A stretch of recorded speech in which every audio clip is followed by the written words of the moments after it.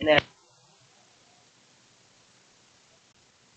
and it takes like a couple seconds before it picks you up, and then once you are done speaking.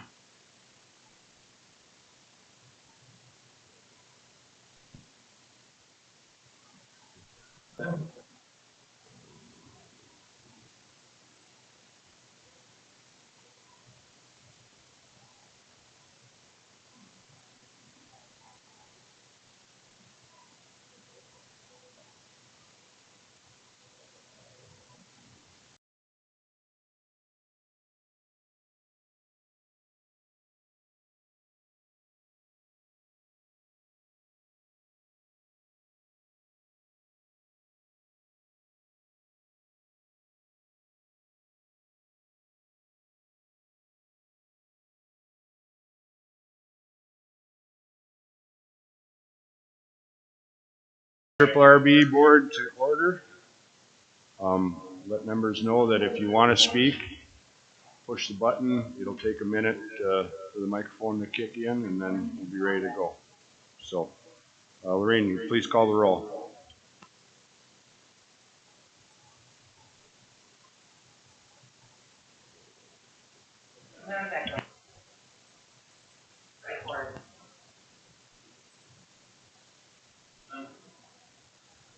Representative Ivo. Present. Representative Lutson.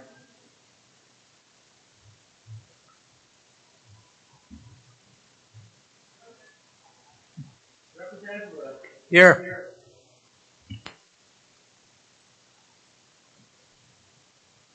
Present.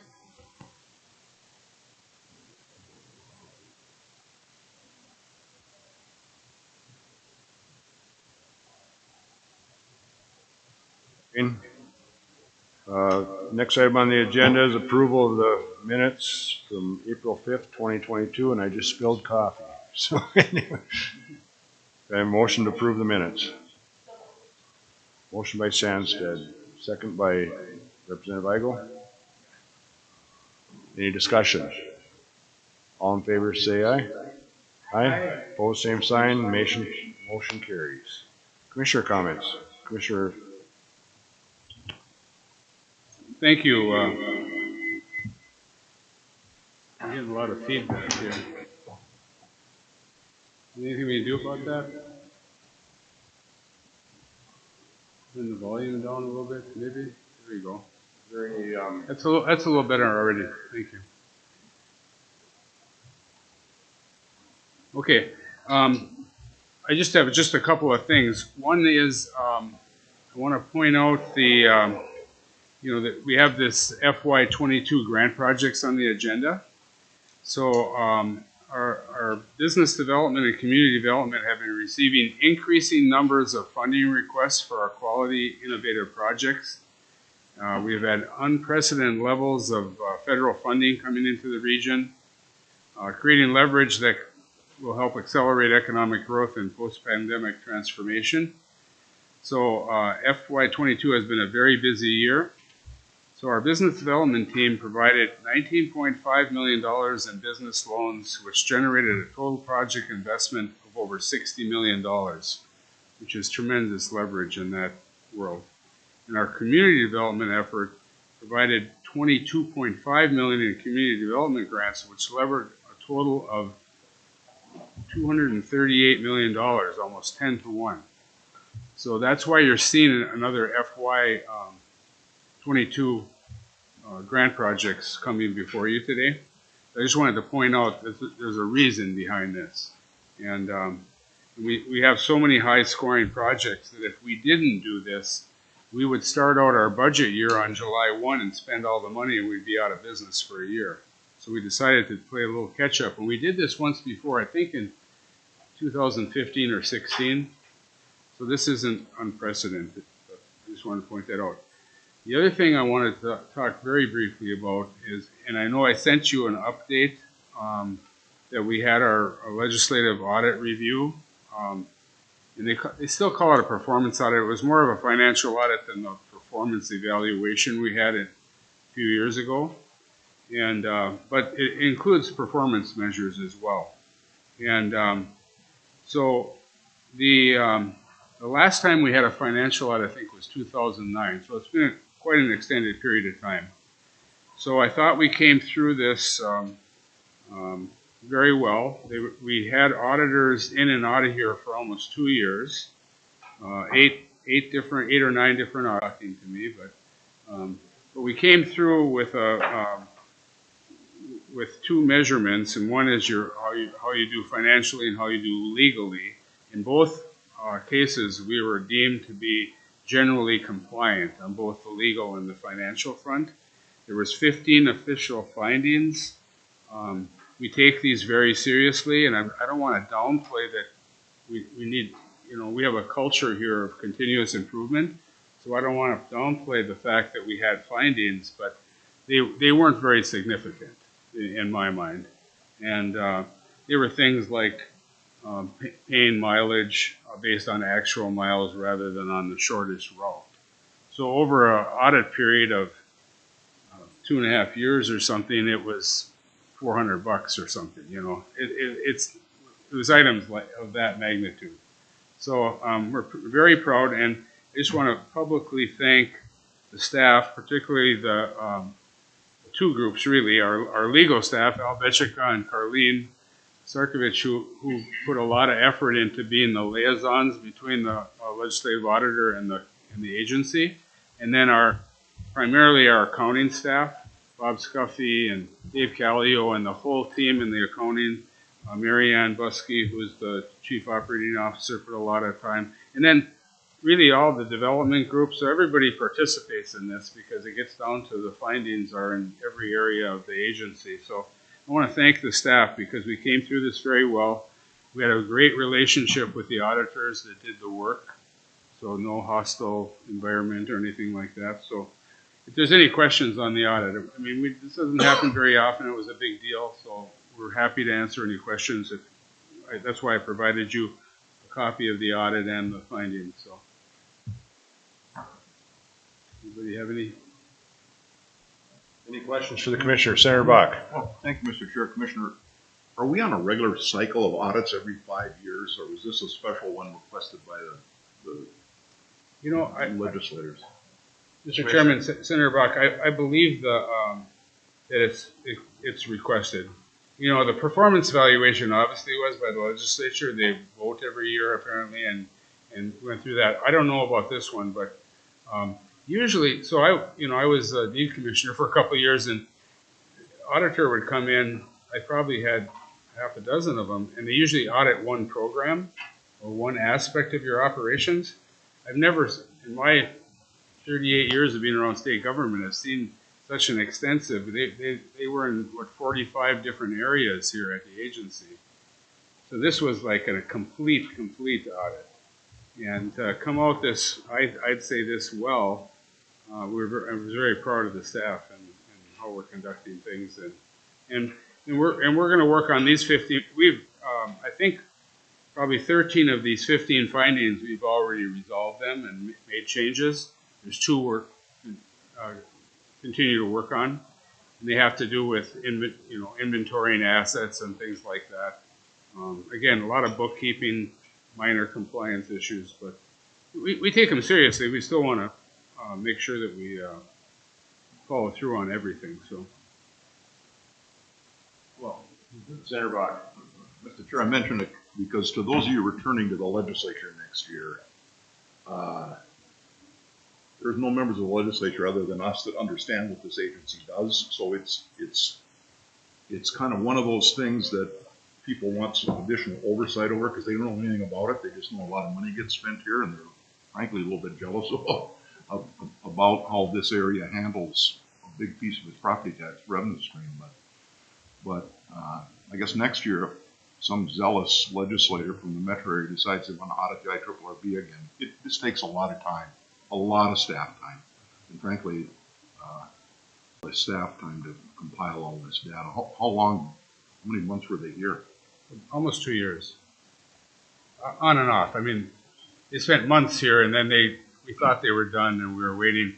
And Mr. Chairman, Senator Bach, I just want to point out two things. One is they do not understand us because one of their grant monitoring things, most agencies are passing through grant money to nonprofits, whether it's workforce or DHS or whatever. So there's a lot of monitoring to make sure those nonprofits are doing what they're supposed to do. It's like feeding the kids or whatever. $48 million missing or something. But here, we make a grant to have a sewer line put in the ground. And usually we're driving down, all of us are driving down these same streets, and we know that it's buried and it's in the ground. But we may have missed a grant monitoring report officially. I mean, we know all the work's been done, we've paid the invoices. So it's a little different kind of compliance issue than most agencies. So they don't understand what we do or how we operate. So, but again, we've taken the steps to make sure that can't happen again. Part of our electronic monitoring system now, we're going to trigger all the proper compliance reports, monitoring reports that we hadn't maybe done before. So. Any other member questions? And for those of you that are remote, I'll have to rely on Lorraine. Let me know if there's any hand raised or not. So we'll give it a minute in case anybody has any questions. Nothing else I see. All right, Commissioner, thank you. Item number 5, I think we'll have to approve resolution 22-023 first. It's a budget amendment, I believe. Is some of the staff, Bob, Mr. Scuffy, you ready to present on that? Go ahead, Mr. Scuffy.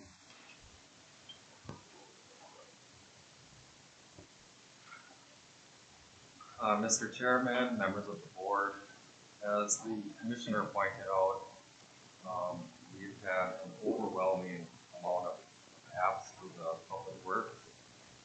And so we're not starting out in the hole then for 23.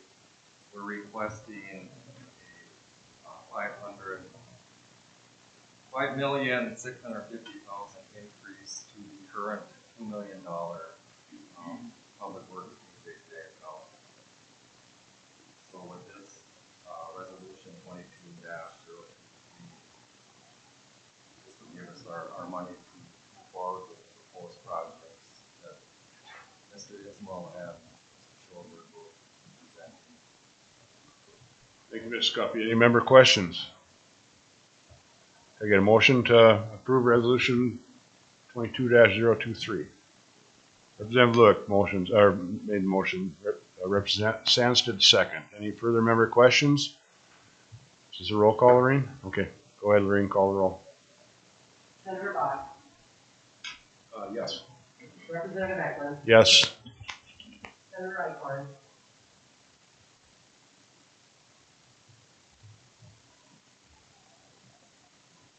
Senator Eichhorn. Representative Eichhorn. Yes. Representative Whitaker.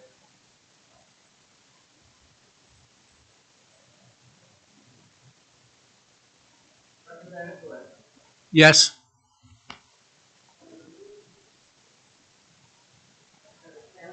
Yes.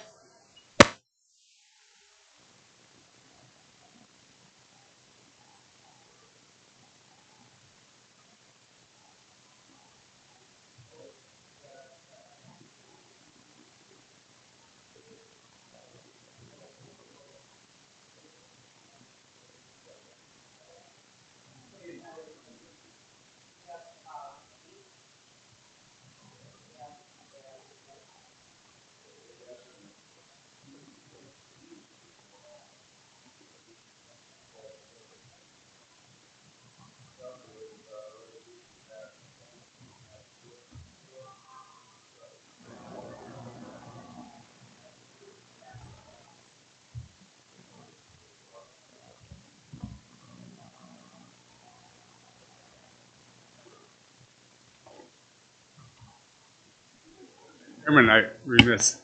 So we've gone to a PowerPoint on this, and I talked about the leverage on the projects, but we also do a map, and you'll look on the screens, you'll see the map to show where the different community development projects you're going to be looking at today, where they're happening. You see they're happening throughout the documented assistance area. Thanks, Commissioner. Mr. Esmel. Mr. Chair, members of the board, Whitney Ridlon and I will be presenting 19 FY22 infrastructure projects. The agency investment $5,650,000. Total project investment $81,090,457. The leverage of $1 of agency money for $13 of other money outside leverage. We'll start with development infrastructure. City of Grand Rapids. Project consists, it's a grant amount of $150,000, and the project consists of infrastructure and site work for Cambium Development. Cambium Development project will utilize a clear downtown parcel resulting from a fire in March of 2020 to construct a 5-story mixed-use commercial building with a restaurant and lobby on the main street level, 4 stories, 39 rooms of boutique hotel, and then an arts venue in the basement level. Project is expected to create 24 permanent jobs and 77 construction jobs. Itasca County, grant amount $100,000. You want to move that slide? Thank you. Project consists of electric, water, sewer, and roads for a campground redevelopment. The Itasca County Campground is located at the county fairgrounds and has been in existence for years as a rudimentary RV and camping site. The redevelopment will allow for the construction of 41 RV sites with full pads. 37 sites will have electric, water, and sewer, while 4 additional sites will have water and electric. Project is expected to create 3 construction jobs. City of Keewatin, grant amount $279,000. The project consists of infrastructure, site work for 2 redeveloped Main Street sites. Included in the redevelopment is soil contamination cleanup from a former gas station. Spire Credit Union intends to construct a new 3,000 square foot facility in downtown Keewatin. The new modern building and drive-through will allow for increased tax base to the city. Project is expected to create 3 permanent jobs and 17 construction jobs. City of Virginia, grant amount $1.5 million. The project consists of infrastructure, site work, and structural reinforcement for the development of a new hotel in Virginia. The newly constructed 166,000 square foot hotel and extended stay facility will feature 132 rooms with full future development potential. The property is adjacent to the recently established 130,000 square foot Iron Trail Motors and Event Center. The project will help support and enhance the long-term viability of the event center as a regional venue for public, business, social, and recreational events. The proposed hotel will adhere to Marriott franchise requirements. The project is expected to create 19 permanent jobs and 195 construction jobs. I'm going to turn it over at this time to Whitney for the broadband infrastructure. Good afternoon, Honorable Chair and members of the board. Today before you there's 2 broadband projects. One is a request from White Township for Mediacom to expand fiber optic service to up to 25 unserved households just south of Giants Ridge Recreation Area. The second request is from Paul Bunyan Communications to provide fiber optic broadband to up to 75 unserved households on Ash Lake, north of Orr. Both these projects will bring households up to the state of Minnesota 2026 speed goal of 100 megabytes per second download and 20 megabytes per second upload. Community infrastructure. City of Babbitt, grant amount $250,000.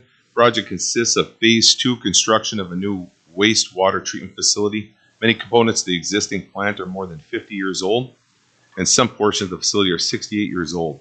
The facility has reached the end of its useful life and is not economically and technologically viable to renovate.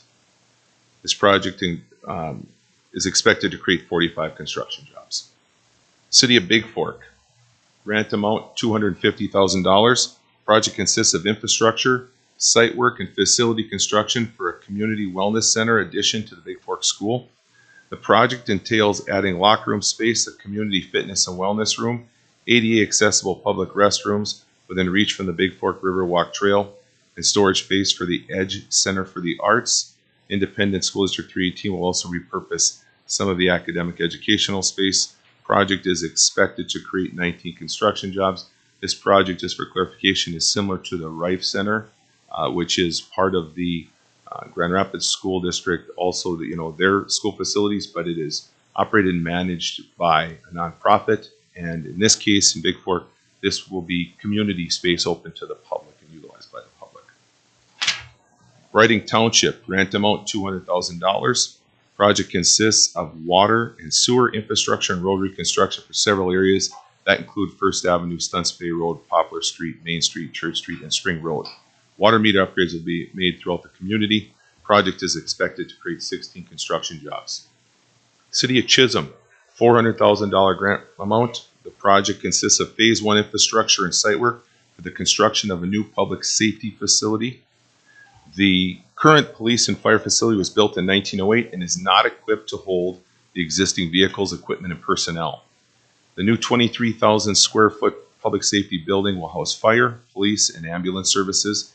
The facility will serve 63 emergency personnel staff and provide services to the city and surrounding townships. Project is expected to create 26 construction jobs. City of Chisholm, grant amount $400,000. Project consists of utility replacement and road reconstruction for 5th Street Southeast and road repavement on several streets throughout the city. In addition to the street work, the city is restoring portions of the library with tuck pointing and replacing the City Hall roof. Project is expected to create 16 construction jobs. Chisholm HRA, grant amount $210,000. Project consists of renovation of 8 apartments. The Mapleview apartments were constructed in 1960 and need major improvements to meet current code.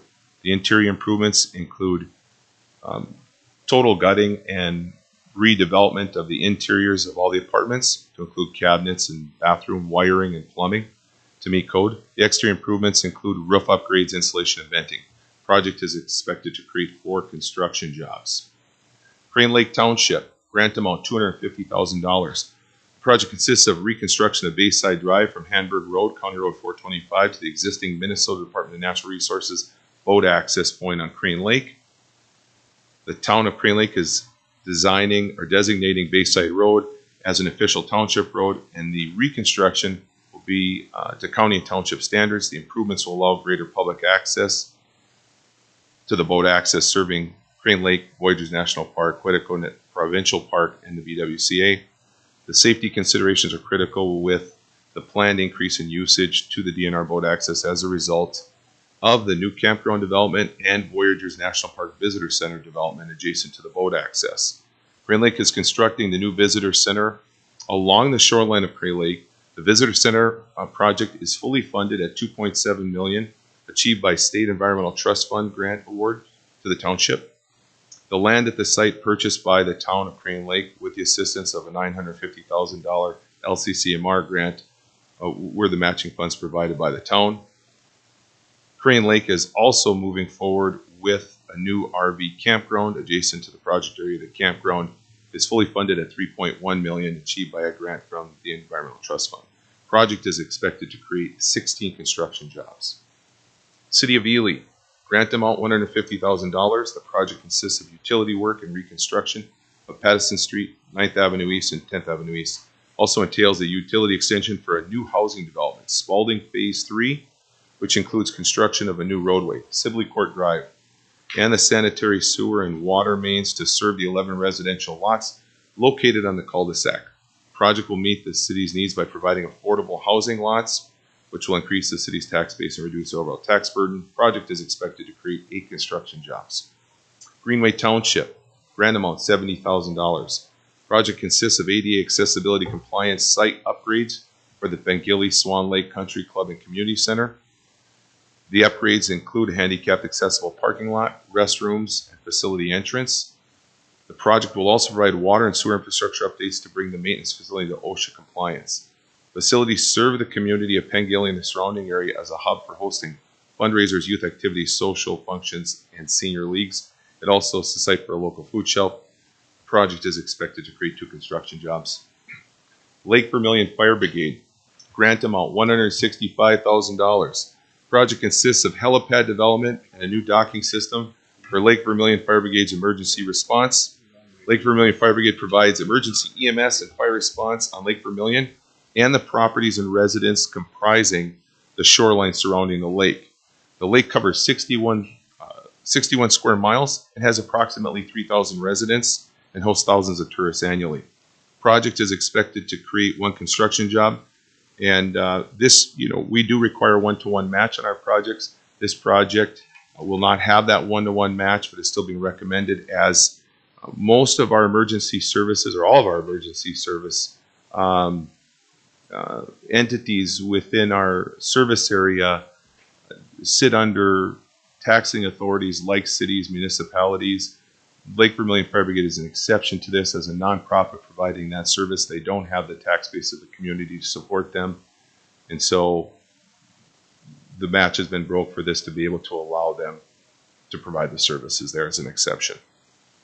City of Mountain Iron, grant amount $360,000. Project consists of facility modifications to each of the Quad Cities wastewater treatment facilities. In exchange for 100 acres of property, St. Louis County will provide funding for a portable belt press to be used by Eveleth, Gilbert, Mountain Iron, and Virginia. Each community's wastewater treatment facilities need the modifications in order to use the belt press. The modifications include containment areas to protect the environment, as well as piping and electrical service to supply the belt press during operation. The project provides for regional PFAS reduction and allows the regional landfill to expand. The project is expected to create 8 construction jobs. City of Silver Bay, grant amount $250,000. The project consists of road reconstruction to East Lakeview Drive and serves the newly developed Black Beach Park and Campground. The project will transform a low-maintenance dirt road that was not designed for intense public use into a public street with a bike lane built in accordance with Minnesota Department of Transportation standards. Project is expected to create 15 construction jobs. And the final project, City of Virginia, grant amount $500,000. The project consists of Phase 2 citywide infrastructure, reconstruction, road reconstruction, replacement, sidewalks, water, and sewer service lines. In November 2019, the city updated its capital improvement plan to evaluate citywide infrastructure and to identify short and long-term capital improvements. The city's CIP identified over $10 million in citywide water, sewer, street improvements. The project is expected to create 39 construction jobs, and this is, as I said, Phase 2, which brings the total city investment to over $10 million. Whitney and I will entertain any questions on any projects at this time. Thank you, Ms. Ridlin, Mr. Ismail. Senator Bach. Well, Mr. Ismail, page 2, the new hotel in Virginia. Can we talk about that project some? I don't know what kind of a TIF project it is, a 15-year TIF. Kind of 2 questions. Is our money being spent on infrastructure, or are we just subsidizing the development of a hotel that's going to compete against the other existing ones we already have? Mr. Chair, Senator Bach, very good question. The project will have close to $4.7 million, just over $4.6 million in what would be considered infrastructure. And what you're seeing is specifically what we're funding within this memo. So you see $922,000 in site work. So we're at 1.5. It's actually 1.517 million in infrastructure that we said is eligible for our dollars. And then there's other infrastructure that will be tied to about 3.1 million for the TIF. And so no, we're not paying for roof. We're not paying for anything tied to bricks and mortar. We're paying specifically for infrastructure. Then there's 3 million additional. And one of the caveats to this project is this, a couple things to note. First, this, well, just the sheer size of this hotel. It is larger by 36,000 square feet than the actual convention center. And the site required for the convention center special, I think I wrote it in here, it's, I think it's called RAMS or RAP. It's a special compaction and soil brought in to be able to support the weight of the facility that size, which in this project came in at about $400,000. We'll include that in under our public infrastructure. So this just has a massive need for infrastructure in this site. But those are the numbers that we were provided by the city. Well, Mr. Chair, Mr. Ismail, it is a big hotel, and I'm just not sure we have, I understand the city wants it connected to the convention center. I'm just not sure we have a shortage of rooms around it. I guess I haven't heard that, but I am a little surprised that you can run a 132 room hotel with 19 employees. Is that seems pretty short staffed to me. And I don't know anything about hotels, but. Sure. Mr. Chair, Senator Bach. So a couple things. So first, I'll address the first question on demand. We've here as agency staff have met with employers, say like Komatsu, who've indicated their struggle in finding hotel space for the workers they bring in when they're on shortage of welders and whatnot. So we believe that demand is there. We have a redevelopment of a hotel property in Hibbing. We've met with developers and other hotels that are looking in our region. So we feel the demand is there. We can't speak the demand of exactly 132 rooms, but there's demand. To the staffing, that question was raised by staff, and the developer indicated they anticipated 40 plus staff, but they were concerned as they worked on that TIF agreement that they didn't inflate numbers. They said, we'd rather go very conservative, where we know we're going to meet the minimum, which we can't operate without at least 19. So that's why you see that number lower, but it's anticipated it would be more than double that. Yeah. And one other question on it, Mr. Chairman, Mr. Ismail. Did the city, and I don't want to get in trouble with my county commissioner here, but there's 2 new hotels going up in International Falls right now. They're going to be great buildings, I think. But in that case, the county and city decided to do tax abatement rather than a TIF. I'm just wondering if the city of Virginia ever considered that. Not that I want the county to give up their portion of the property taxes, but did they give that any consideration, do you know? I can't, Mr. Chair, Senator Bach, I can't speak to that. I know that they worked with a consulting firm to come up with what would be the best options on this, and they came up with TIF. But I can't speak to whether they explored tax abatement. Well, I mentioned it just, abatement is a very powerful tool. That's given by the legislature, but it's seldom used. You know, I mean, people want development, but they don't want to have to pay for it, right? So I guess I'd ask those watching they're watching what we're doing here to contemplate discussing that with the county before directly coming here.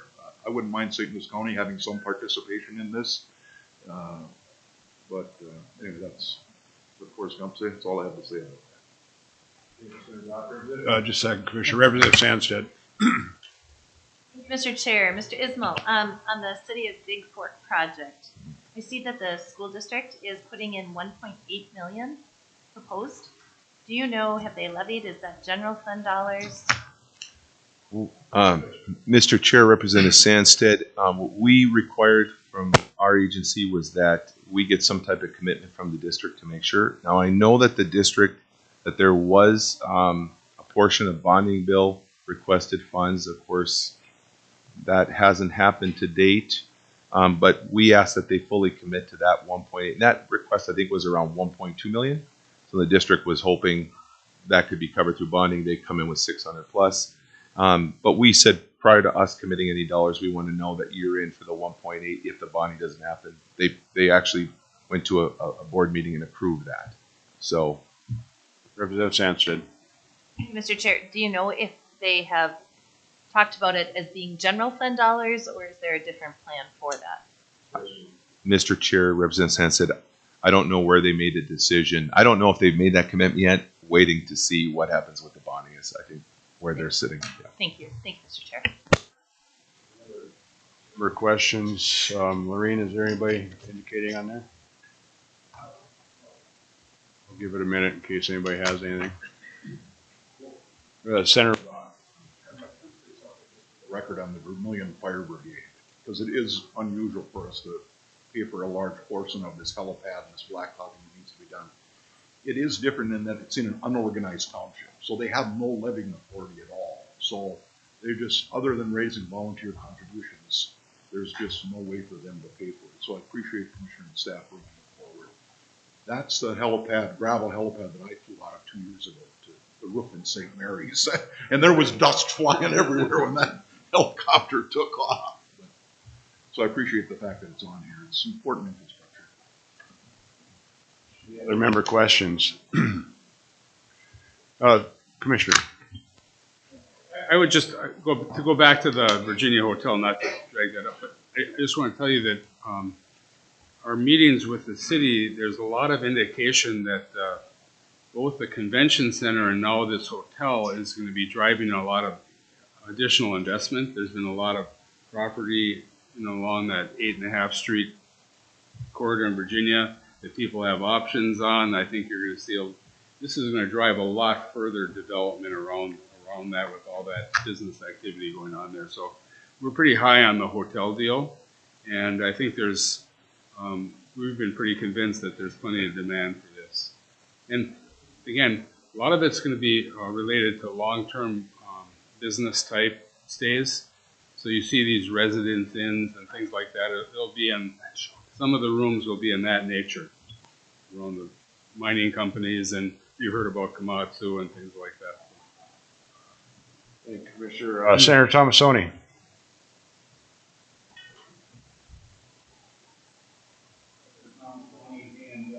Senator Brock brought up a lot of really valid questions.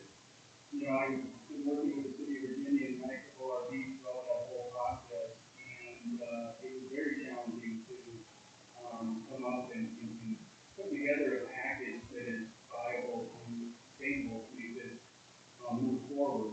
And we just had a gigantic event there, and the region in total didn't benefit because we didn't have that.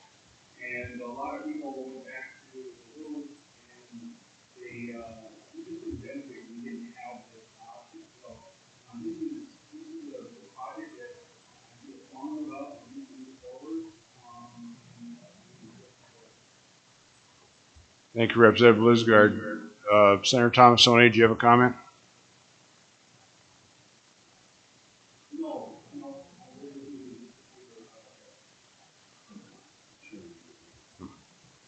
Thank you. Any other member questions? Okay, Senator Tomasoni moves 22-024. Is there a second? Second by Representative Igo. Any further discussion? Maureen, could you please take the roll? Senator Fox. Yes. Representative Edlund. Yes. Senator Eichhorn.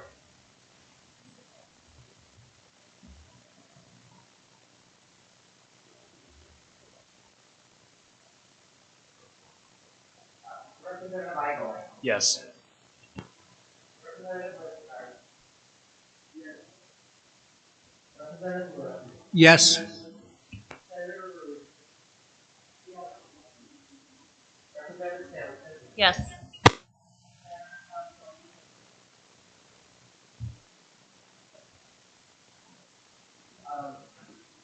Senator Eichhorn.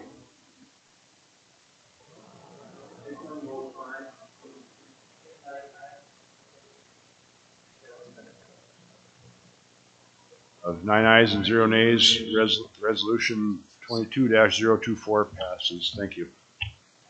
Next up, resolution 22-025, Ms. Johnson and Mr. Plummer.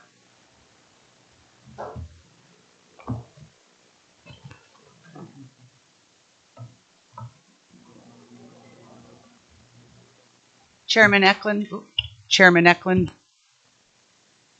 We have 7 regional trail projects to present to you today for a total of $828,024 Iron Range Resources investment. And Jim Plummer is here today to talk to you about the projects.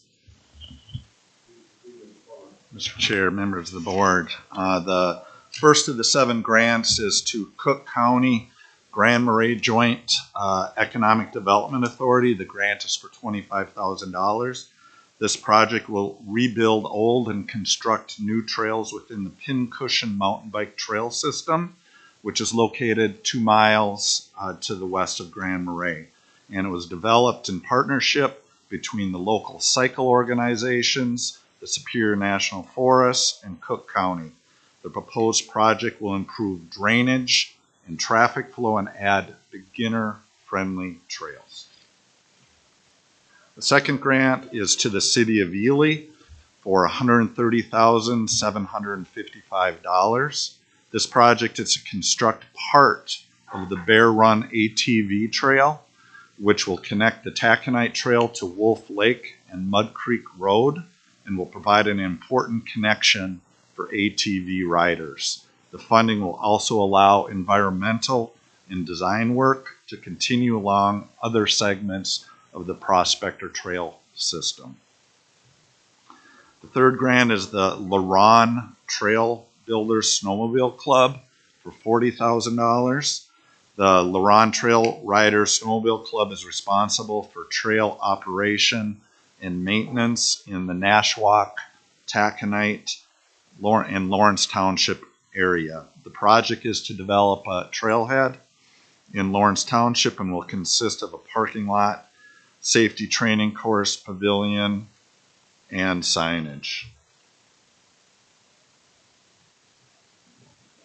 The next grant is for Lutson Trailbreakers Snowmobile Club. The grant is for $12,500. This project is to rebuild several segments along the 50 miles of trails that the Lutson Trailbreakers Snowmobile Club operates and maintains. These trails are all connected to the state trail system and provide important access to the commercial and service hub at Lutson. The reconstruction of the trails requires the hiring of a professional contractor to perform the work.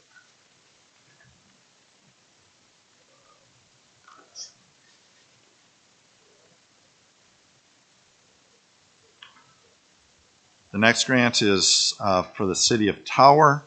This project consists of expanding trail connections to the Tower Harbor and includes construction of a trailhead, parking area, access road, restroom, and a trail connection to the Mesabi Trail. Also included are trailhead amenities, signage, site work, and landscaping. And the last grant is to the city of Virginia for a grant of $142,869. The Silver Lake Trail Improvement Project is for redesigning, rerouting, and rebuilding the entire trail system around Silver Lake. The city is taking a phased approach to the project, and phase 1 is completed. Phase 2, which is this project, will be built this summer, and then phase 3 will be slated for next year. When complete, the trail will be completely transformed into a safe and connected route around the lake. Thank you, Mr. Plummer. I think you missed the Crow Wing County one. I think you skipped over that. That's for $15,000. We're withdrawing that, Mr. Chair. Withdrawing that one. Member questions on the trail projects? Representative Lewick. Mr. Plummer, could you specifically tell me why that was withdrawn? Mr. Chair, Representative Lewick, I was just notified. I don't have a better explanation. Well, Mr. Chair, board members, Ms. Johnson. I don't think the project is ready at this time. We need a little bit more information. So we'll be bringing that back to the board at a later date. Thank you, Ms. Johnson. Representative Lewick.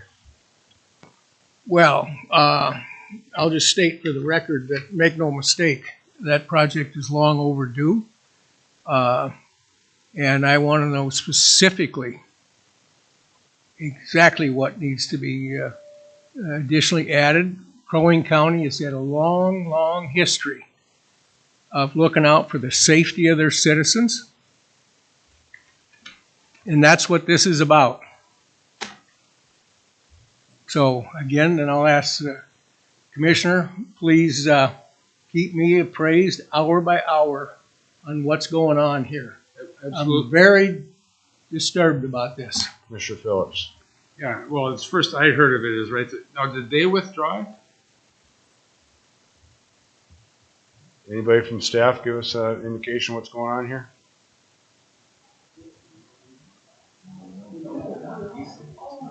Let's run through the chair.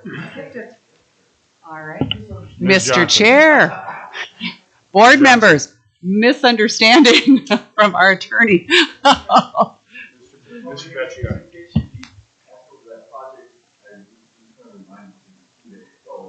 And we took that as it was being withdrawn.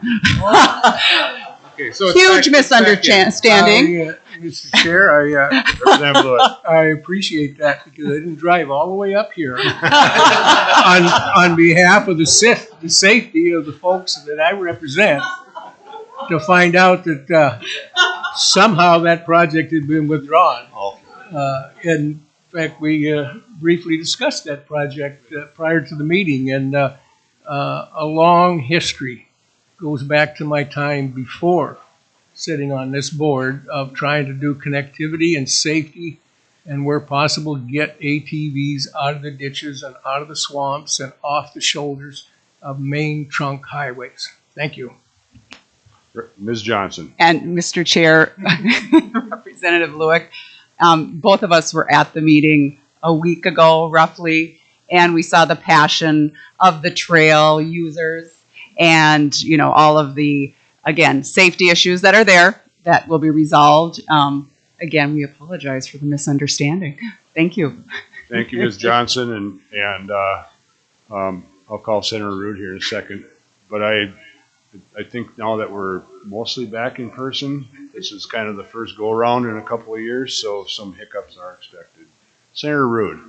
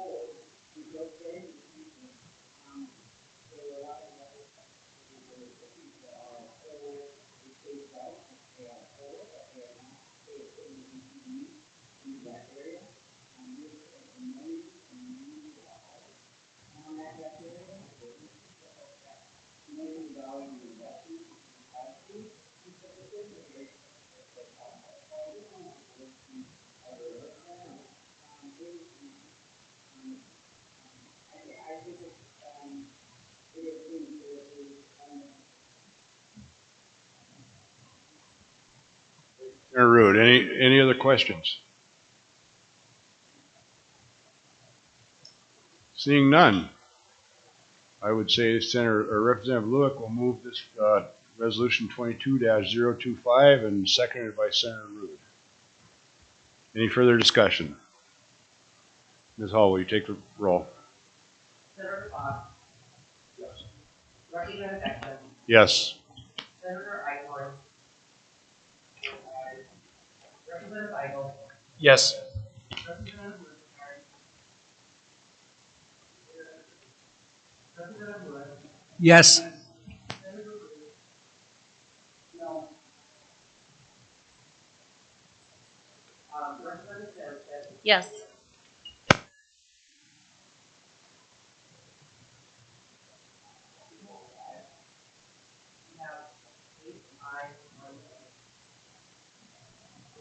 Ayes, resolution passed. Sorry about that, Senator Rood.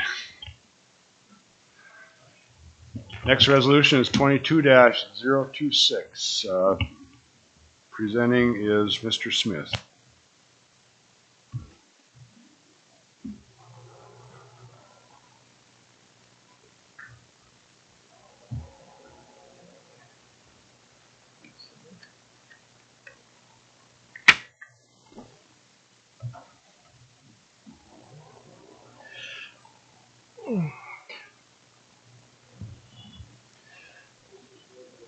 Senator Rood's hand is still up.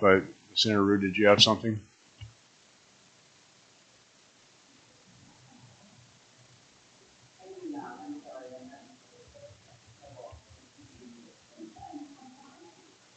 All right, thank you, Senator Rood. Mr. Smith, please proceed. Thank you, Mr. Chair, members of the board. The Iron Range Higher Education Committee met on Thursday, May 26th, and had a number of items on the agenda. For those of you who are not aware, the Iron Range Higher Education Committee consists of Commissioner Phillips, Senator Eichhorn is the current chair, Senator Tomasoni, Representative Sandstead, Representative Liz Lagarde, Citizen member appointed by the governor is Julie Marinucci. Rolf Weberg of NRRI is the appointee by the University of Minnesota, and the Minnesota North College president Mike Ryich is also on the committee as well. At the meeting, they heard updates about the Minnesota North College merger. As many of you know, the colleges of the Northeast Higher Education District have officially now, as of May 23rd, merged into one college known as Minnesota North with 6 separate campuses. Tremendous amount of efficiencies in that type of model, not the least of which is the ability to be more portable with our programs, and students who are attending one campus who might need to take classes at another because of their particular area of study have a much easier way of doing that. And it's a much more efficient way to recruit students as well. The majority of the conversation, however, took place around the Bell program and Iron Range Engineering. Currently, Iron Range Engineering is sitting at around 60 students. The Bell program is sitting at around 100 students. And so for those of you who have been around the Iron Range Higher Education Committee for quite a time, you'll remember that Iron Range Engineering was created over a decade ago. And the focus of that was, one, to fundamentally change the way we educate engineers from a less of a theoretical-based model to more of a project-based applied learning model. We heard loud and clear from our industry partners that it was difficult to recruit engineers to our region. We had a growing number of individuals that were going through a pre-engineering program in the region and had to leave the region then to complete their 4-year degree, and were so heavily recruited at that time that we had a hard time getting them back. And so Iron Range Engineering was created for that, as well as talent retention, keeping our youth here, and economic development, making sure that our companies that are here have the ability to find the engineering talent that they need. And so well over 225 students have graduated from that Iron Range Engineering program since we started funding it. Most of you will recall that traditionally we'd been funding Iron Range Engineering through the Minnesota State University Mankato to the tune of right around $1 million a year for the programming that went primarily to faculty and staff, the tuition dollars paid to Mankato, but the region to run the program. Fast forward, looking for a way with the Commissioner Phillips and the committee continuing to look at a way to buy down the cost of that $1 million a year. And we took a look a couple of years ago, you'll recall, at creating the Bell program, which is the next iteration of Iron Range Engineering. And the focus of that really was to determine how can we take the Iron Range Engineering model and not just focus on students that are traditionally from about a 50 to 100 mile radius around Virginia, Minnesota, but how could we start bringing students in from outside the state, bringing those tuition dollars here, staying here for 5 months at a time in a deep dive into the Iron Range Engineering concepts, and then going back to their home state and, in essence, earning while they learn, because they are lined up with internships and they're able to pay or be paid as they're earning. So taking a little bit of a page of the handbook out of what labor unions do, right? There's an apprenticeship, you're being paid while you're doing that, and it's very attractive. That model has been wildly successful. There's over 100 students currently enrolled in that program. Both programs have suffered over the pandemic, quite frankly, as most colleges have with student enrollment. And so the committee, along with Dr. Alseth and Christine Kennedy from Iron Range Engineering, really took a look at, could we merge these programs together? Are there efficiencies there in staff and faculty and those sorts of things? And why would we just allow students from outside the state to have this sort of earn while you learn opportunity as well? So that program now will merge into one operation. The Bell program has already started to buy down the cost of Iron Range Engineering. As you can see in your memo, the ask this year will be reduced to $600,000, $400,000 next year, and $200,000 the year after. So we're seeing the effects of the success of the Bell program. The committee voted unanimously to approve the $600,000 for this year's funding. But importantly, Minnesota, and a couple we talked about. For instance, we have a growing presence of machining and fabrication in the region. Our colleges don't currently offer machining and fabrication. There's one in Duluth, there's one in Alexandria. The system sort of frowns on duplicating programs, but we realize we need to do something. Most of our our fabricators and manufacturers will tell us that it's very difficult to recruit out of the Duluth market because those students, again, they're hired before they graduate or they move down to the metro area. So we need to do something in that. And perhaps most importantly, growing our relationship with MSUM around the growing need for mental health in the region and healthcare in particular. They've introduced an opportunity for us called Rural Health Hubs, and the committee talked about taking a good look at that. It's become a major issue for employers in the region, and I think with our campuses and the merger, we're well positioned to offer the 2-year and 4-year portions of some of those degrees as well. So with that, Mr. Chair, I'd stand for any questions. Thank you, Smith. Any member questions? I want to compliment you from back when I was on that commission. We started talking about buying down the cost of the program at that time, and it's good to see that there's good progress going on that. So, Representative Lewick.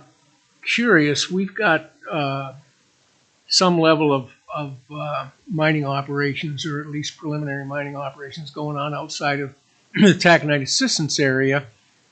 We've got students that are related to literally out-of-state operations. How does similar students fit in? Would they fit in this program even though they're based in Minnesota? Thank you, Chair. Representative Lewick, absolutely. If students are looking to enter the engineering program, if you've got a representative you'd like me to speak to, I'd be happy to do that and connect the dots. I think it's the perfect model for that. Many of these individuals, if they can stay and work here and get their education at the same time, I think it's a tremendous opportunity. We, as you know, because you and I have talked about this before too, we've made investments through this account into the industrial arts programs at Aiken High School. We need to continue to develop that relationship. Oftentimes, those students, by geography, end up going to Central Lakes, which is fine, but they're working within the taconite assistance area, so there's opportunities there as well, Representative Lewick. Yeah. Well, thank you. That's good to know, and the reason I bring that up is I am aware that we have some young people in internships at Talon that are working with the community college at Fond du Lac, and they're looking at geology, a little bit, fundamentally related to mining, but different from the purely engineering side. So we'll follow up a little bit with that, because there may be another way. Obviously, geology's another whole field of science as opposed to engineering. But I appreciate that. Thank you.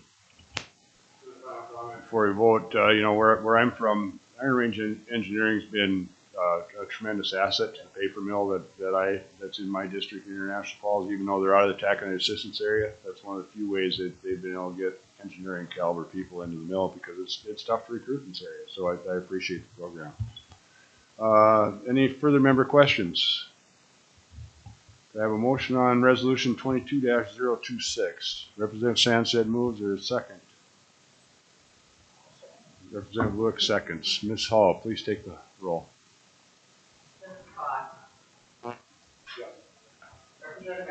Yes.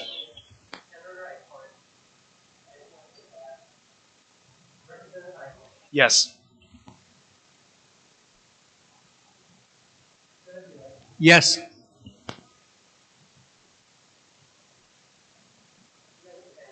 Yes.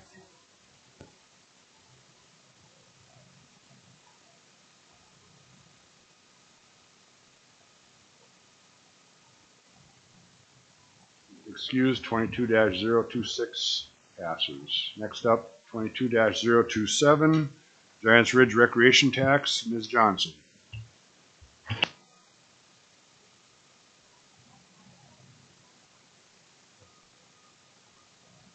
Mr. Chair, board members, in front of you we have a proposal for the Giants Ridge Recreation Tax, a proposal for $70,000. The Giants Ridge Recreation Area tax, which was implemented by the City of Biwabik in 2010, are dedicated to the construction, renovation, improvement, and expansion of the public facilities located within those portions of the City of Biwabik in lieu within the GRAA. Under current law, the commissioner and at least 7 members must approve the expenditures for these funds. The Giants Ridge Management Team, along with the Master Association President, has provided the agency with the recommendations for the use of these tax dollars. Current amount as of May 31st is $603,375.09. The project is to purchase an excavator, a mini excavator for the bike and hiking trail maintenance at Giants Ridge recreational facilities. This piece of equipment will be essential to maintaining the mountain bike trails and the hiking trails moving forward as they age, and will need more in-depth work, rebuilding berms, digging out drainage, reconstruction of trails, etc.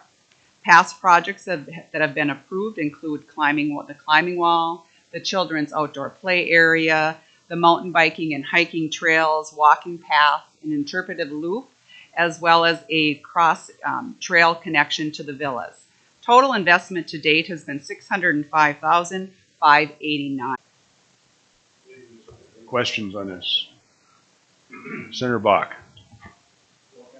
As you're returning next year, might want to take a look at this. I remember when we did this, I was the tax chair at the time, and Representative Rukavina felt very strongly that there'd be a strong majority of the board that approved these projects. That's where the 7 number came from. Mm-hmm. The way I took my preliminary look at redistricting, it looked like this board's going to shrink to 7 or 8 members as a result of redistricting, unless the legislature changes the makeup. So, and maybe our attorney can tell us if there are other places where maybe those numbers need to be adjusted some. It's something worth considering going into next session where maybe this gets adjusted to 5, to a 7-member board or something. I think there was a good reason to do that, but I think we probably had like a 13-member board back then. The board was much larger, and it's going to get even smaller. So just for those of you that consider that are coming back, there probably are a few tweaks in the statutes that need to be made to accommodate a small. Mr. Bechka.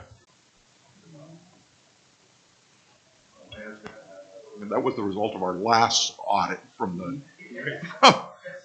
from the legislative auditor. So I'm aware of the extraordinary authority the commissioner and the governor now have over the expenditure of taconite funds, thanks to Mr. Nobles and the legislative auditor.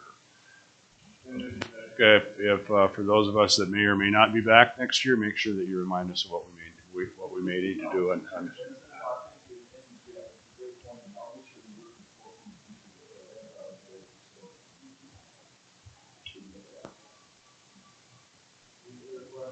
on resolution 22-027. If not, Leslie Gard moves 22-027, seconded by Thomasoni. Any further discussion? Ms. Hall, please take the roll.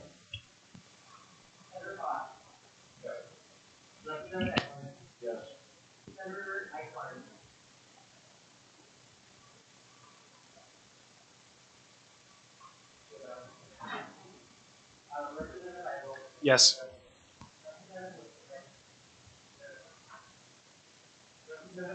Yes.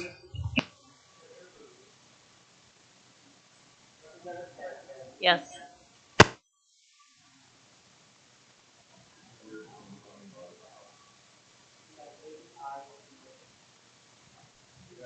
Use resolution 22-027 passes. Next up, Iron Range Consolidation Cooperatively Owned Operated School Account, Ely ISD 696, presenting Commissioner Phillips, Mr. Smith, and Mr. Midland. Commissioner Phillips.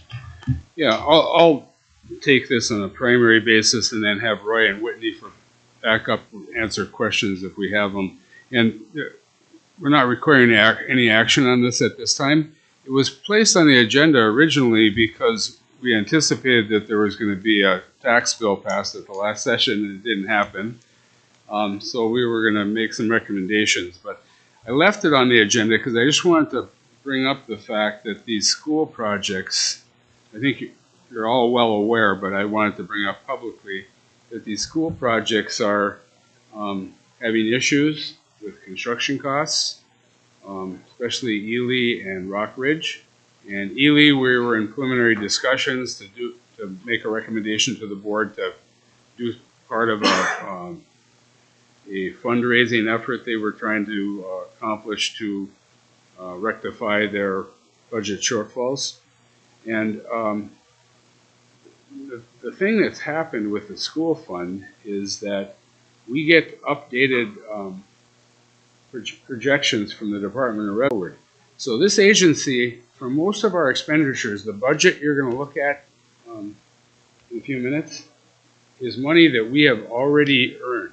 In other words, it was production in FY21, tax is paid in FY22, and we're budgeting for FY23. So unlike the legislature, this agency's budget, we've already got the money, okay? So we don't worry about projections and things like that. The one exception is the school fund. So we sell these bonds for these school projects, and it's all based on what taconite production is going to be over the next 20 years. And we get revised estimates, and now you all know that, you know, North Shore is down and it's uncertain when it might come back up. We have issues at HIBTAC with running out of ore. So we get revised estimates, and right now we aren't in any current problem with the school fund, with any bonds or anything like that. I want to assure everybody. But with the most recent projections, we could go into a slight deficit in 2028. Now, the tax bill we had was going to take care of that problem. And there's another couple other things that could take care of that problem. We have a Scram mining operation we're talking to that might come in, and that could probably take care of the problem if they produce, say, 2 to 3 million tons a year. Or if any of the other operations exceeded the iron units and paid more tax. So I just want the board, I just wanted to bring this to a public meeting where we can have a brief discussion about it. I'm not expecting a lengthy discussion, but I want everybody and people that are going to continue on in the legislature and everything to be aware that we might have to, if this tax bill doesn't yet pass this year, we might have to resurrect that provision in future years in order to make this education fund right, and do any other projects that might be coming down the road. I know there were several other pieces of legislation that were being attempted to help Ely and Rock Ridge with their deficit. The sales tax exemption was one of them. There were some other efforts. So we can't let this, we can't let this go by the wayside. This is the shortfall is causing them to not replace some windows that are unsafe for children. They really need the money. So I just, again, open it up for a brief discussion. I had Whitney come because she's been working with the Department of Revenue on these projections, and we update them very almost continually. When we learn something, we take a look. So it's our only foray into forward-looking revenue. The rest of the time we do this budget, we already have the money in the bank, so it's a little bit of a challenge. You know how challenging it is for the legislature. You have a big surplus this year, and in some years you have $2 billion. I participated when I was a decommissioner in a $6 billion deficit. I know how hard those things can be, so I just wanted to bring that forward. And if you have any questions or want to talk about this at all, I'd be happy to. Any member questions? Representative Sandsted. Mr. Chair, this is actually maybe for the commissioner. Given the state of the state, and there are school districts out there already that are looking for future projects or are planning around future projects, how are we messaging to them what's going on, or what are we as an agency telling those districts that are already in the we want to move forward process? Mr. Chairman, Representative Sensitive, we are we're very public about the condition of the fund, and there are bonds that will be paid off in future years. So it's, we don't discourage school districts from planning for the future, and there will be opportunities down the road for additional projects, I think. So without any changes to the revenue stream to the fund, they'll have to be patient and wait their turn in line. Some districts that talk to us about accessing money and we didn't have it at the moment, moved forward and had referendums and did their projects. So, a lot of education projects are done around the state without any taconite money. So there's still the opportunity for school districts to pass a levy or a referendum and do projects. But we think that the projects we've done, most of them have some level of collaboration and consolidation involved. Some don't, that are more isolated. But they all require referendums. They all require heavy participation by the districts themselves. So we'll move along at the speed whatever the funding allows us to. Representative Sandsted. Senator Bach. Well, to the kind of the point of this fund wasn't created to model schools. That was not the impetus of why this thing was done. And I got to congratulate Lake Superior. I mean, the Lake Superior School District passed a $44 million bond last November without a dime from here because it didn't meet the criteria. And I don't want school superintendents to start to think that they can't do a project unless they get help from this account. That's not what this account was for. This account was for to incentivize consolidation. Whoever thought Virginia and Evelyn could ever go together in one school, right? And where there are collaborative efforts between them. So I know superintendents love to build new buildings and remodel buildings, but that's not what this account is intended for going forward. So everybody understands. Thank you, Mr. Chair. Perhaps to Representative Sandsted's question on keeping school districts informed. Part of my role in this position is to be in touch with those superintendents on of conversations, but one that is consistent is the first Friday of every month. The superintendents all get together for a regional superintendents meeting, and we have a standing item on the agenda. In an update from the IRRB, the Applied Learning Institute, and oftentimes talk about the school account every time that Whitney has gotten together with Department of Revenue and we come up with new projections. So do they always hear us? I'm not sure, but they're aware. Mr. Ismail, saw you raise your hand. Do you have anything? Okay. I recently toured the Ely Project. If you get a chance to go up there, it's amazing the work they've done. A lot of us were there for the groundbreaking last spring, and just that new common entrance is going to really be something for that school. Any other member questions? Commissioner Phillips. Sure. If you happen to go to Ely, look at the school, stop at the new Zoop, the ribbon cutting for the new Zupancich's grocery store in Ely. They remodeled the old Shopko building. And it's hard to believe you're in Ely when you're inside that store. It's such a cool experience. So, and they've retained all their historic sausage making and deli and all the things that they bring to the table. And we've helped in both Ely and in Cook where they had the fire, and that is core infrastructure for a small community. So, if you get up to Ely, take a look. Any other member questions or comments? Thank you. Moving on, number 10 on the agenda, Resolution 22-028, budget. Mr. Scuffy, you can explain this.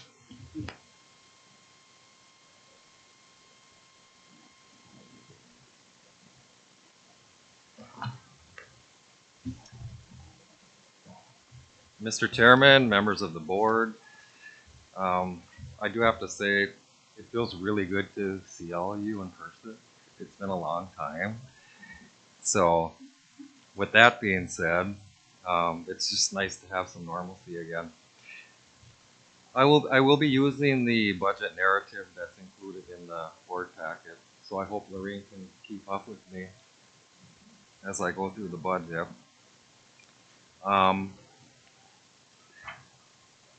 So we will start on the page 4. And Lorraine, you're there, all right. So fiscal year 23 budget. I'll start with our resources. Carry forward in, we have a nice healthy 21.9 million carry forward in coming in as of right now. The cash in our 3 major board, taconite, and DJJ operating accounts.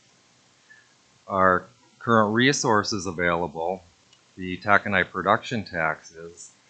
Now the 24.6, as the commissioner pointed out earlier too, that would be based on our 21 production with the mines that we received in 22 that we're able to reserve then for this budget. So it's already in the bank. So that's the nice thing, that we know what we're getting and we know how to prepare and plan our budget. Investment earnings, the 409, that's just our little interest earnings we receive from ITC on the interest on our appropriations on a monthly basis, and the interest rate is still really terrible at this point. Just like the banks, you know, interest rates are really poor right now. Loan revenues, 2.7 million on our current portfolio. That's the payback from the small businesses for their principal and interest on their business loans. Facility revenues, the 6.5, that is mainly Giants Ridge, and we will get into that as I get to their section, but we do budget a little bit for the Epith office. That's included in here, but overall facility revenues would be Giants Ridge.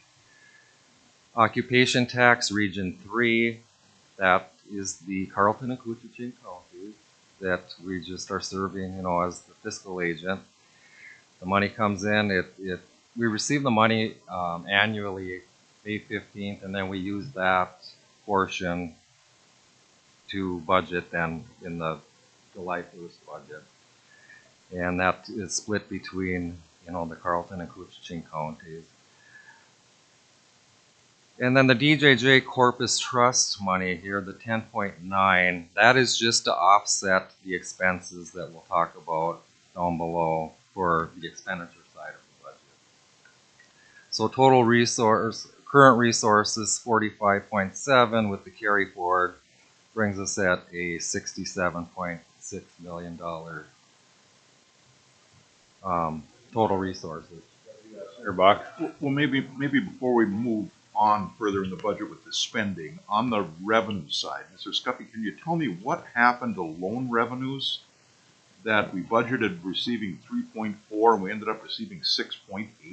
I mean, how were we so far off? Mr. Chairman, Senator Bach, that is Mesabi Nuggets payoff. They paid off their loan early, so it was approximately $3 million. So that's why the projection is so high compared to the budget, because they paid off early. So now our normal portfolio is back to the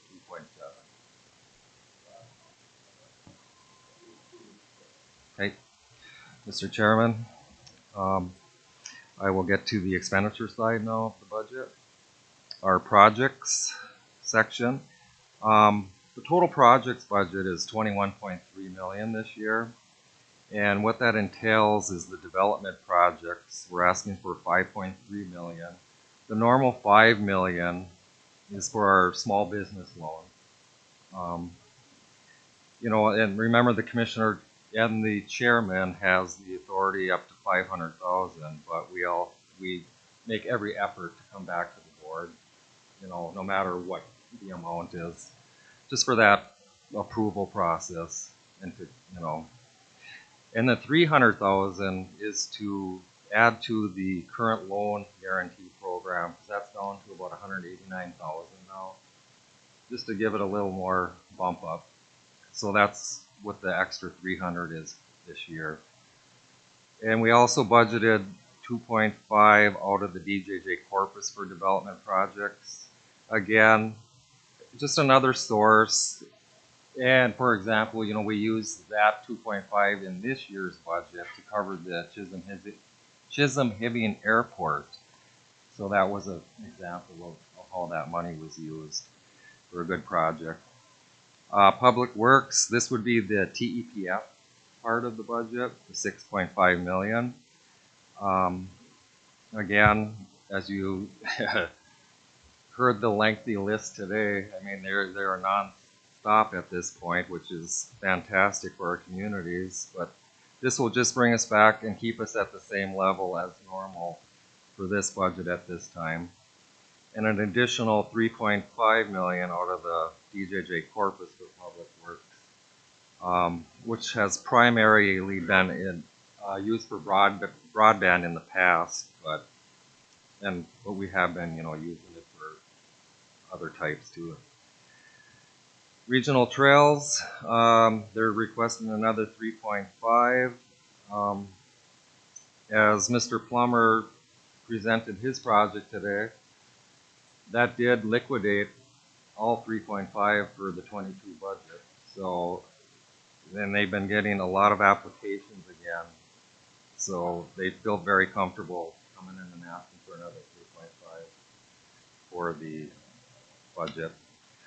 So again, that's the total projects for this year is the 21.3 for projects.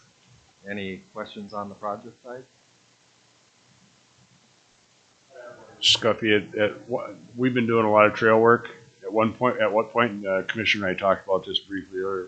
At what point do you foresee us catching up, or is there a catch-up point? Mr. Chairman, I guess it's based on application process, and I did ask Linda that same question. Do you have, you know, the paperwork to support that? And they really do at this point, you know. And it will just like that engineering program. I'm sure we'll see that coming down too through the year. Well, thank you, Mr. Chairman, and maybe this is for Mr. Plummer, but everyone wants to come here first. Let's not forget that the DNR has a regional trails program too, where there's money available. Let's make sure we leverage some other public resources than ours as we build these things. In addition to the dedicated accounts for snowmobiles or ATVs, there's actually a non-motorized trail program also. There'll be some money in this year's bonding bill for that program. And it's capped at like 250,000 per project or something, but it does a lot of nice small projects, just so that everyone's aware of that. Commissioner Phillips. Yeah, and I totally agree with Senator Bach on the leverage part of this. So we've really tried to make that a hallmark of our program, is that we're leveraging all these other parks and trails money. The other thing I would say is, you know, we're budgeting some long-term asset investment out of some DJJ money. So trails and broadband are the two things that we've been taking out of the DJJ. We might not be able to do that. We've enjoyed some exceptional earnings the last few years. So the pot is right to do this right now. But in future years, we might not have that luxury. I mean, the market's been in the tank now for a few months, and we have a very conservative approach to investment, though. We're about 40% bonds and 60% in stocks in our aggressive account. So I don't, you know, we haven't been hurt very bad yet, but if we are, we might have to back off on trails and broadband even. So some of this is driven by our ability to fund as well. So just want to point that out. Senator Bach. Mr. Chair, Mr. Scuffy, do we show the TEDF program anywhere, or have we ever in this budget, or is it just not in here because it's a pass-through? Mr. Chairman, Senator Bach, that is just on the side. I do have, you know, worksheets on it, but it's not part of the budget. Well, I raise it just so that the public's aware. This agency spends roughly about $10 million a year that we give back to the mining companies that the commissioner would not have to do. We give back to them to modernize their plants or buy equipment and things. So, and it doesn't show up here, but that doesn't mean it doesn't happen. Mr. Scuffy. Mr. Chairman, Senator Bach, and the projects do come before the board when we do the mining rebate, so, but yes. Commissioner Phillips. Mr. Chair, yeah, when I give somebody who hasn't been familiar with taconite taxes and the IRRB or whatever, the industry pays about $100 million of taxes north of that, and about half of that goes to cities, townships, and counties and school districts, just like our regular property taxes do. The other half might come through the agency, but only about half of that is reflected in this budget. The rest of it is school fund, TEDF, the money that goes back to the mining companies, and other distributions, including our own board account, things like that. So we could, I guess, somewhere on here show some of those other dedicated expenditures at budget time. Might not be a bad idea. Mr. Chairman, Mr. Scuffy, it's worth thinking about. To the Commissioner's point, the money that goes to the schools, the cities, the counties is all statutorily appropriated. So the board has no authority, the Commissioner has no authority over it all. The Commissioner does have authority over the TEDF money. Yeah. When it comes here. It does not have to go, even if they're over 30 million tons, you don't have to spend that money back to them. So I think it maybe should be a footnote on here. I don't think we should put it as part of the budget because it's just a pass-through. But it might be worth having a footnote on here just to acknowledge that there is this TEDF rebate program that acknowledges that we're helping this industry in a big way every year. I just think it's worth pointing out.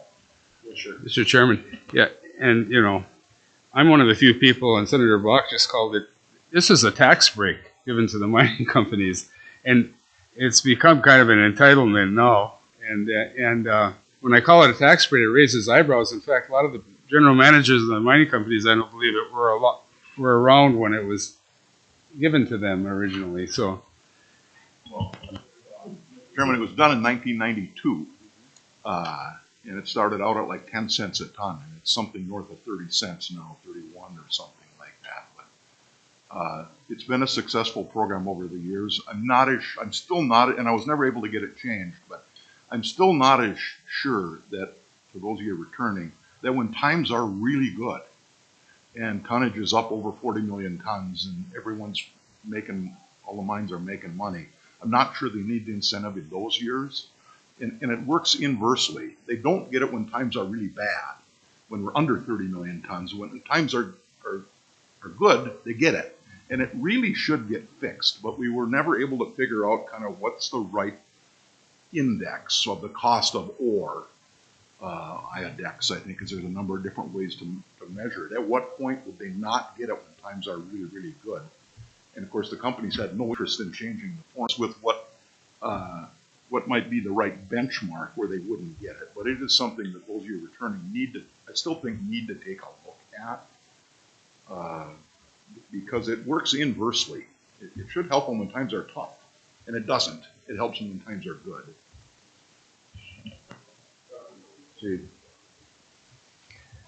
Mr. Chairman, members of the board, now I'd like to present the programs budget. This is basically our grant programs for our little individual departments. Community development, that has many subdivisions.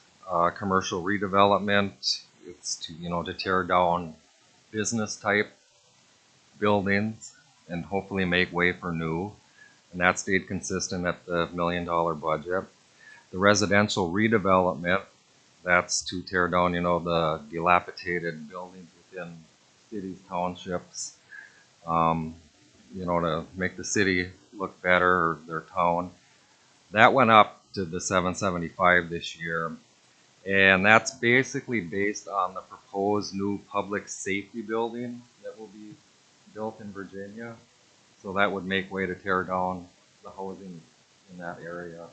So that's what's calling for that increase for that line item. Development partnerships.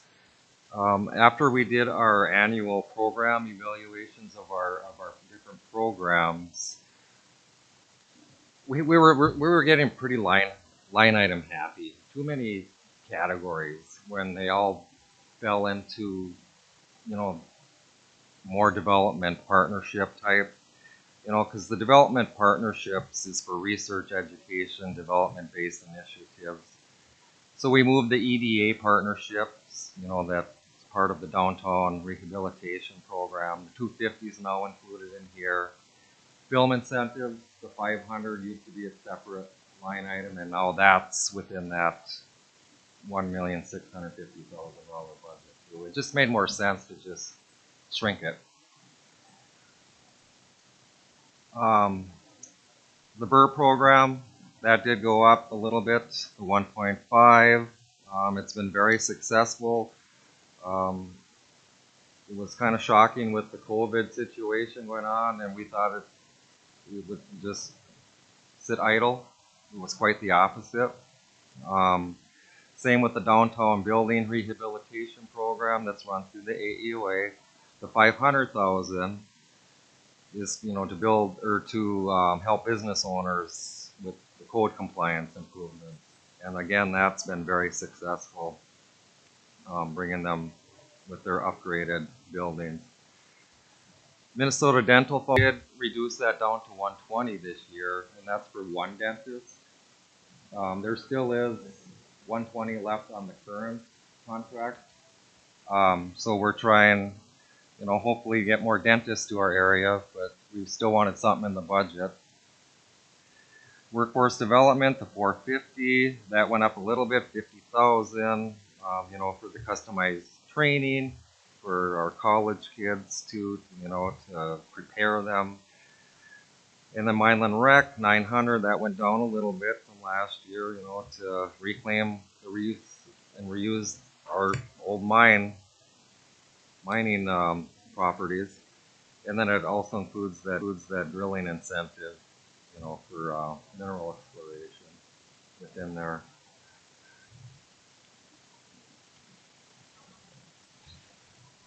Culture and tourism, on that you see a jump up. That went to 600 again. Shifting programs around. The old downtown streetscapes. The applications are so similar, and they're all asking for the same type of you know, of money for help. So it just made sense then to combine it here too. So that's why that went up. Minnesota Discovery Center, the 1.9, of course, you know, we subsidize them annually with that agreement. 1,350,000 is for the actual operating subsidy. 150 for the endowment fund, the challenge grant, and then the remaining 400,000 is for capital improvement. So that stayed the same as last year. Commissioner program, 300,000, and we basically use this for the emergency type situation where these small nonprofits or whatever type, their roof caved in, they need help, you know, and that's, the commissioner can authorize to help out. And then the application fund stayed the same at the 30,000. You know, we just assist the nonprofit types and pay up to 1/2 to help them find other state or federal type funding for them. So that is a total of $9,725,000 for our program budget for this year. Any questions on the program? Okay, Mr. Scuffy, for the Natural Resources Research Institute partnership that was zeroed out for 23, are there no current projects that we're working on together, or what was happening there? Mr. Chairman, Representative Sandsted, yeah, that was deleted from the budget this year. There's no activity. Oh, well, let me say one more thing. Mr. Scuffy. There is money, Mr. Chairman, Representative Sandsted, there is still remaining money on their prior contract, is why we didn't have to come back to the board this year. Yeah, Mr. Chairman, we're still extremely active with NRI. It's just that we had money left, so we decided not to budget any this year. And if we are successful in deploying that, we'd probably add it in the future year. That's answered. Here, do we know what the balance is roughly? Mr. Chairman, Representative Sandsted, Goodland. Thank you, Representative.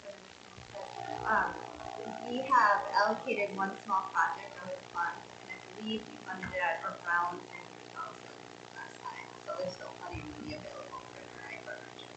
We have it set up for 3 years, correct? I believe that sounds good. Both have interest in. We meet regularly with them. And we, as Whitney just pointed out, we just completed one small partnership, but we have lots of them that are kind of in the queue.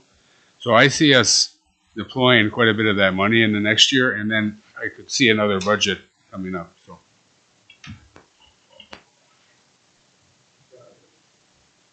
Mr. Chairman, members of the board, I would like to go to page 9, Region 3 for the Carlton and Cooch. This just expenses out the annual money that we receive as the fiscal agent to give back by way of grant for their economic development for their county. Page 10, Giants Ridge. The revenues are up compared to fiscal year 22. They had a banner year so far for revenues. They've been doing excellent. COVID did not keep people home. It was nice. It was a place to get out, and it showed. Food and beverage went up, which has been struggling. So our new number, the 6.3 for 23, reflects more on the history of what's been going on the past year. So we surpassed our 5.3 budget for the current 22 budget. I did want to mention too, as part of, we went up to 12.2 from the 10.8, and a major part of that too, that is inflation. Gas and diesel, we're all feeling it at the pump. They're feeling it to purchase it up at the ski hill. Food, we go to the grocery store, food is very expensive right now. Well, they're running into the same thing. And then labor, to keep people, to keep them interested in working, to be honest. It's a tough time now with that. So it's overall about a 9% increase in just those categories. So one of the big differences there. So, and we do have the capital, the 2.3 million, the deferred maintenance account stayed at 500. We haven't touched it in 22, and operations went to the 3 million. So a total of 12.2 million for Giants Ridge. Mr. Chairman, yeah, so Giants Ridge is, we're probably going to have our next meeting, or certainly before the end of the year, we're going to be coming back and having a meeting of this board where we focus on Giants Ridge. There's just too much to do at this time. But we've, Linda and I have been working with guest services and outside consultants on a business plan. So if you recall, when we changed the management structure there, we've taken about $1 million out of the subsidy because of that work. So we're working with a consultant on what would it take to further reduce that subsidy. So we're looking for investments that produce cash flow, increase our cash flow. And one of the ones that doesn't increase our cash flow specifically was the water system. So we turned to the state to help with that state-owned asset. And still keeping our fingers crossed, maybe there's a bonding bill, and if that's in there, then we could focus our own resources on things that have a payback. We have a business plan that says we can probably just about eliminate that subsidy over about a 10-year period, but there would be payback over the shorter term. In other words, can we bring that down over that 10-year period to where there is no subsidy? Well, that subsidy, it was over $5 million, I think, when I came here in 2015. As we reduce that, that's more money for grants for communities or for education projects or whatever. So this is really important business. And we have, so I think, getting the water project, if that still can happen, we would come back with some recommendations to make some investments that would actually improve the bottom line. So Giants Ridge is a work in progress, but we have been making a lot of progress on it. So just want to point that out. Mr. Chairman, members of the board, the last and final discussion is the operational account. Total budget to keep the lights on, get us paid, etc. 8,220,000. Wages and benefits include a 2.5 increase that was negotiated and that everyone will be receiving July 1st. And then MMB estimated a 3.45% insurance increase. So that is included in this number. There are three primary spots within here. Otherwise, everything stayed flat that I wanted to just bring up. And we've already talked a little bit about it earlier, the audit. When I received our indirect cost bill now, that we get it before the fiscal year starts, so we know what we have to budget. And the audit came out to $244,000 of the total $283,000 bill. So it was basically all audit. We get charged for our transactions, like for my staff, for Semi4 and the accounting system, everything, but the majority was just for the audit. So I just wanted to point that out, why that increased. And we did budget a little over $500,000 too for landscaping and building repair and enhancement to this building. Just to spruce it up in its time, the corners are rusty and etc. as an example, just to bring it up to code and to enhance the property. And finally, we did budget $200,000 for a separation and retention incentive program, but it never did make the governor's desk for signature, and it's in here still, the 200. And if we have a special session, then possibly that. So that is included in this number as well. So that's a significant increase in the operating part of the budget. Mr. Scuffy, that 200,000 is in the state gov bill if we ever get to it. So, Mr. Chairman, members of the board, that concludes our 23 budget presentation, and I am looking for your approval for the $52,039,342 budget. Well, Mr. Chairman and Commissioner probably do the HVAC system here, and I do notice some changes in the room. I can't quite identify them except that I see the clocks are different. But I'm just wondering, I want to think it was like $800,000 for HVAC and the associated construction had to do with it. Did that come in on budget? Were you able to get that done kind of prior to all the COVID price increases? And is it all done?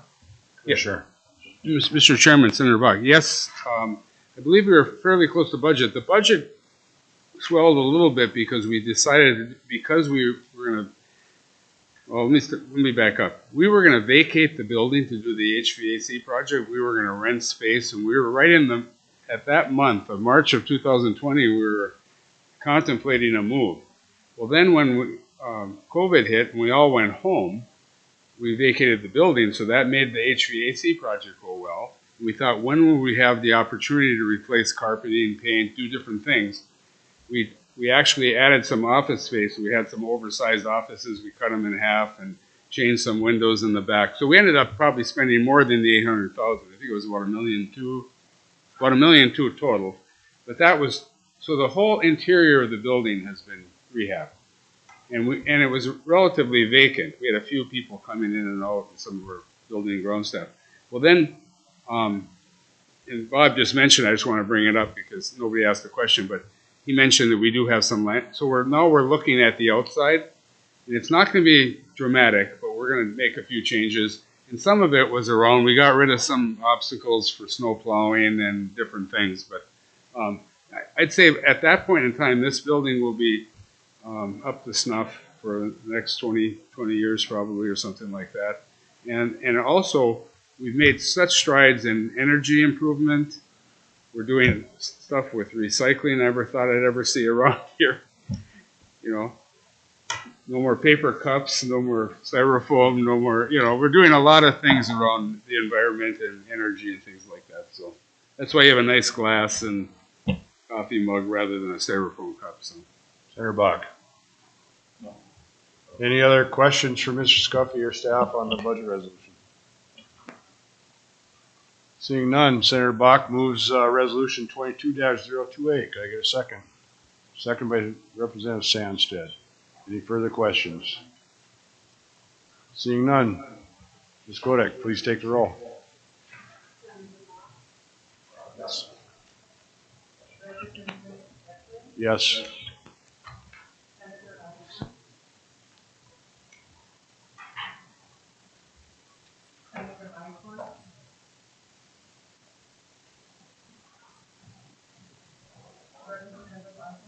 Yes.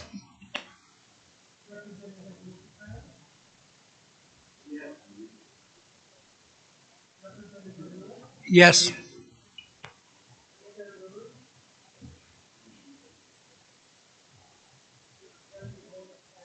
Yes.